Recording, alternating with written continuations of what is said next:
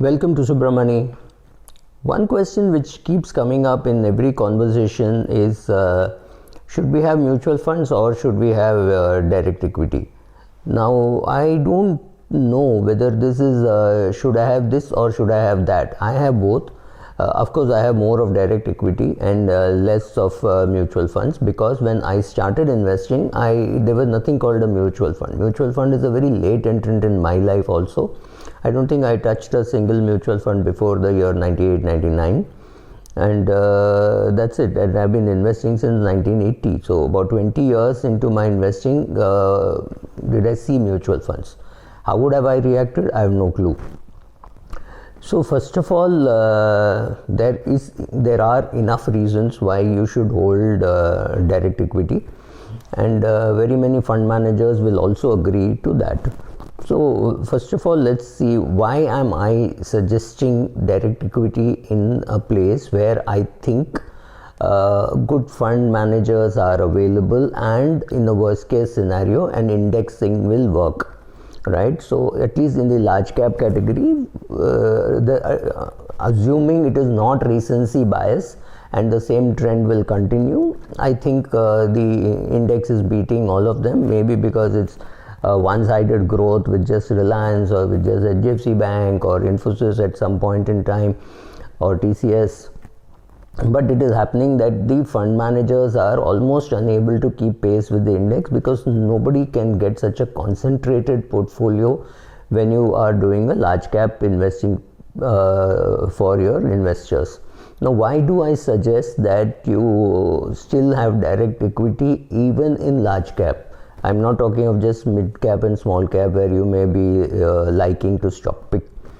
Well, one, you may like a company more than your fund manager likes it. So for example, in a large cap fund, there's a good chance that Reliance is 6% or 7% of his portfolio, maybe even 10% of his portfolio. But you may think that Reliance is a good buy at this price, and therefore you may go and buy some Reliance directly. Of course, there is a risk that you will end up buying Reliance at its peak at a time when your fund also has it. But if you have a fund like for example Franklin India Blue Chip, it is a large cap fund but it does not have one single share of Reliance. So maybe if you have Franklin India Blue Chip, you will buy Reliance on your own to counter what the fund manager is doing.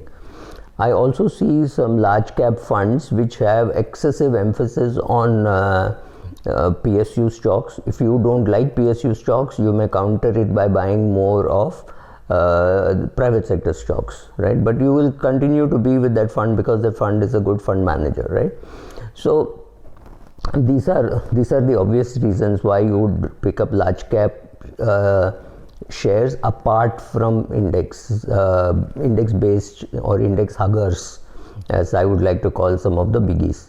Or you would put into 2-3 large cap funds to get a greater diversification, because you see that even though they are all large cap, they have a slightly different portfolio. One has a concentrated portfolio and one has a very long 80 company portfolio, one has a 25 company portfolio. That could be the reason why you pick up some stocks here and there. Secondly, when you pick up direct stocks, you assume that you have the skills to pick up the stocks, and you are slightly increasing the weightage of that industry in your own portfolio. So you think that the BFSI is overplayed on the large cap funds, and therefore in the index, and therefore in the large cap funds you may want to counter it by buying things which are currently not a favorite. You may buy something in infrastructure, or say about 2 years back you could have bought something in pharma, saying, oh, these guys are not buying pharma, let me buy pharma. So somewhere to counter that. Sometimes it also happens that they will only buy a particular size, they will not buy a small company. So for example, in my case, I had Apollo Hospital, and I just got rid of Apollo Hospital recently because I wanted to buy a smaller hospital. A big fund will never do that, because a big fund will never sell a share on its way up. I do believe there is upside left in Apollo Hospital. I'm not saying this is not a tip, but I'm just telling you what I have done. I was happy with the ride, and I have now gone to a different hospital company, right? So some of these could be the reason. Then what is the logic in buying mutual funds? The logic in buying mutual funds is some things which you just cannot participate. How can you participate in world energy? How can you participate in world debt? How can you participate in world equity? You don't have so much money that you to use an LRS to invest in different countries. That's a little difficult. So you go and put in a fund which has got a little bit of Japan, little bit of China, Korea, Taiwan, obviously US and Europe also. So you let the fund manager decide what weightage for which country, and therefore you go and put into that mutual fund. So large cap mutual funds, mid cap, small cap mutual funds make sense. Foreign mutual funds make sense. Commodities make sense, but pharma, how will you participate in a pharma company which is in US, or a pharma company which is in China, or a pharma equipment manufacturer? You may not find any in India. How do you participate in high growth companies? Because there are no high growth companies in India available in the public space.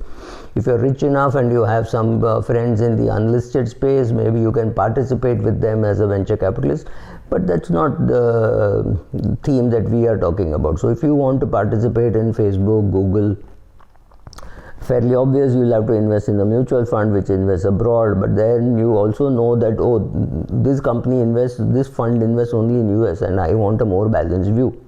So therefore you go and put in a fund which is allocating funds between various parts of the world. You can also put, there is one fund at least available which is global equity plus global debt. I think what that will do is protect your rupee to a dollar fall.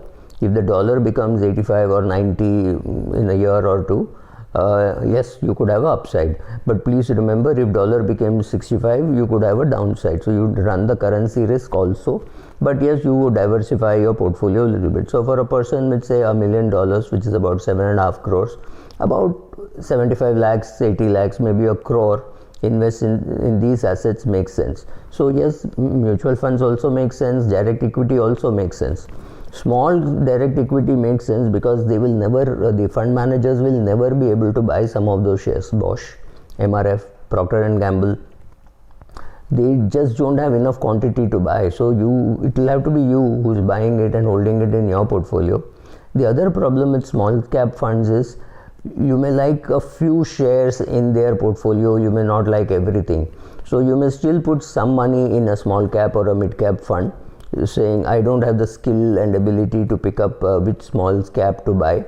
However, I will, apart from this, I like some small cap companies, some very closely held FERA companies or closely held Indian companies. So therefore I will buy some of this also. So right, so you do this combination, then you keep comparing your own portfolio with how the fund managers are doing on a constant basis. So over 2-3 years, if you are able to come very close to them within a percentage or two, remember you're paying cost there, then it's time for you to maybe step up your own investments and see what is happening. But don't overdo anything. Don't overdo the mutual fund bit. Don't overdo the direct equity bit. See how it is happening, because one bad decision can wipe out many correct decisions, right? So some share you buy and it hits a Vakarangi you bought and it hits a lower circuit continuously for 5 days, you're unable to sell. Many such cases would be there, right? RCom you bought at $9 thinking what can go wrong, well it's gone to 90 paise, right? So those kind of mistakes will also happen. But overall, remember that costs have also come down in mutual funds, so it's tough but not impossible to create a portfolio of direct equity plus mutual funds. But you have to be very unbiased. If your direct portfolio is doing better, then put more money there. But if your mutual funds are doing better, please kill your ego, cut your losses and stick to mutual funds. So you have to decide on what you want to do rather than go on Twitter and here and there and look for what shares to buy. If you are asking in Twitter which share to buy, I think you're better off in a mutual fund. However, if you are very clear that you want to participate in a particular industry and you want to pick up the industry leader and you think it is okay to wait for 10 years and you have the dividends coming in, and all those benefits are also there. So based on that, you take a decision. Thank you.